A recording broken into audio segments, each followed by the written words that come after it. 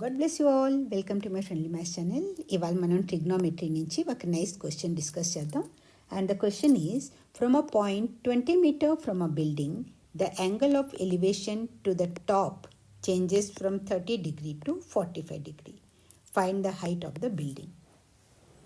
ఓకేనా? So from a point 20 metre from a building, suppose AB ఒక మనం building అనుకుంటే ఇక్కడి నుంచి 20 metre away from the building అనమాట. ఓకే, ఇక్కడి నుంచి ఏంటి, యాంగిల్ ఆఫ్ ఎలివేషన్ అంటే హారిజంటల్ కన్నా పైకి. ఓకే, పైకి ఇది వెళ్తుంది.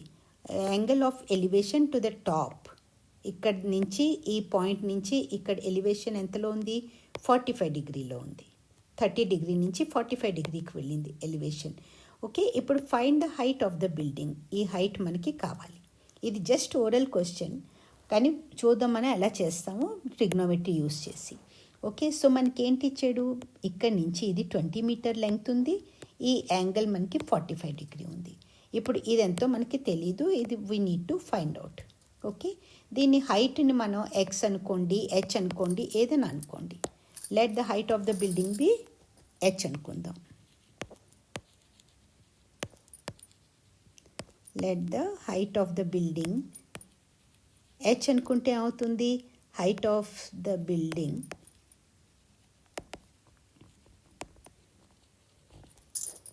బిహెచ్. ఓకేనా? ఇప్పుడు ఇది మనకి హెచ్ అంటే మనకి ఇక్కడి నుంచి చూస్తున్నప్పుడు మనకి ఇది హెచ్ అనుకున్నాం, ఇది బేస్ ఎడ్జసెంట్. ఇక్కడి నుంచి చూసేటప్పుడు ఇది ఆపోజిట్ అవుతుంది, ఇది బేస్ అవుతుంది, ఇది బేస్ అవుతుంది. ఈ యాంగిల్ నుంచి మనం కన్సిడర్ చేసేటప్పుడు, ఇప్పుడు ఈ యాంగిల్ ఏ నుంచి కన్సిడర్ చేసేటప్పుడు ఇది బీసీ ఆపోజిట్ అవుతుంది, ఏబి బేస్ అవుతుంది. ఓకేనా?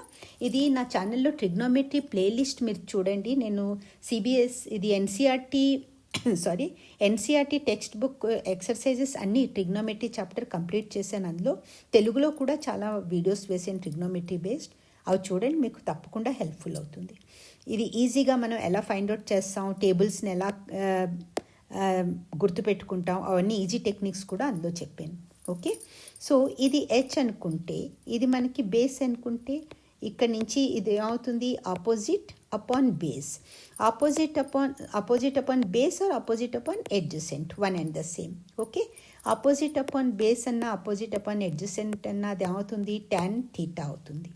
Formula tan θ is equal to opposite upon adjacent అవుతుంది. ఓకేనా? సో ఇక్కడ రాసుకుందాం మనం, tan θ is equal to tan θ is equal to AB upon BC. ఈ గివెన్ ఫిగర్ మనం వేసిన ఫిగర్లో ఏబి అపాన్ బీసీ. సో ఇక్కడ థీటా ఎంత అయింది, 45 degree కదా. tan 45 degree is equal to, okay, AB ఎంత అనుకున్నాం, హెచ్ అనుకున్నాం. ఏబి ఎంత అనుకున్నాం, హెచ్ అనుకున్నాం. హెచ్ అపాన్ బీసీ ఎంత, 20. H upon 20. Therefore H మనం క్యాలిక్యులేట్ చేయాలంటే మనకి హెచ్ కావాలి. Therefore H is equal to 20 into tan 45. tan 45 degree, 20 into tan 45 degree. ఇది నేను నా ఛానల్లో మీరు తప్పకుండా చూడండి, అది చాలా యూస్ఫుల్ అవుతుంది. tan 45 ఈజ్ ఈక్వల్ టు, దాని వాల్యూ ఎంత వస్తుంది అన్నది కూడా ఎలా తీయాలి, ఎలా గుర్తుపెట్టుకోవాలి చాలా ఈజీగా చెప్పాను. tan 45, ఓకే, ఇదేంటవుతుంది, sin 45 degree, sin 45 degree upon cos 45 degree. ఇది మీకు ఓన్లీ ఎక్స్ప్లెయిన్ చేయడం, అర్థం అవ్వడం కోసం చెప్తున్నాను. మళ్ళీ ఇక్కడ tan 45 degree అంటే ఇంతే అవుతుంది కదా. tan 45 degree is equal to sin 45 degree upon cos 45 degree. ఓకేనా? ఇప్పుడు చూడండి, ఇది ఇంకా ఈజీగా చూడాలంటే tan θ is equal to opposite upon adjacent formula పెట్టుకుంటే ఇది 45 degree అయింది. ఓకే, ఇది కూడా 45 degree అయింది. ఇది 90 degree కదా, బిల్డింగ్ స్ట్రైట్గా ఉంది. ఇది 90, మూడు కలిపి మనకు 180 degree కావాలి. సో ఈ యాంగిల్స్ సేమ్ అయినప్పుడు వాటి ఆపోజిట్ సైడ్స్ కూడా సేమ్ అయిపోతాయి. ఇది 45 degree అయితే ఇది 20 మీటర్, ఇది 45 degree అయితే ఇది 20 మీటర్, ఇది 45 degree అయితే ఇది కూడా 20 మీటర్. Right everyone? సో అలా కూడా మనకి డైరెక్ట్గా వస్తుంది. tan 45 degree is equal to 1 అయిపోతుంది.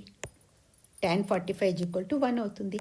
లేదన్నా మీరు sin 45 degree upon cos 45 degree చూసినా మీకు sin theta ఏంటవుతుంది? sin theta is equal to opposite upon perpendicular. Okay, opposite upon perpendicular. cos theta ఏమో adjacent అపాన్ పర్పెండిక్యులర్. ఈ పర్పెండిక్యులర్ క్యాన్సిల్ అయిపోయి opposite upon adjacent మిగులుతుంది. ఏదైనా ఒకటే, ఆపోజిట్ అపాన్ అడ్జసెంట్ మిగులుతుంది. ఈ రెండు యాంగిల్స్ సేమ్ 45 డిగ్రీ కాబట్టి tan 45 degree is equal to 1 అవుతుంది, and that is equal to 20 into 1 అవుతుంది. So 20 into 1 is equal to, that is equal to 20 into 1, that is equal to 20. Therefore, the height of the building is 20 meter. Height of the building is 20 meter. ఒకవేళ ఈ video మీకు పూర్తిగా అర్థమైపోయి మీరు ఈ question enjoy చేస్తుంటే దీన్ని please like చేయండి. మీ ఫ్యామిలీ అండ్ ఫ్రెండ్స్ వరకు తప్పకుండా షేర్ చేయండి. ఛానల్ని సబ్స్క్రైబ్ చేసుకోకపోతే సబ్స్క్రైబ్ చేసేసుకోండి. Thanks a lot for watching. All the very best.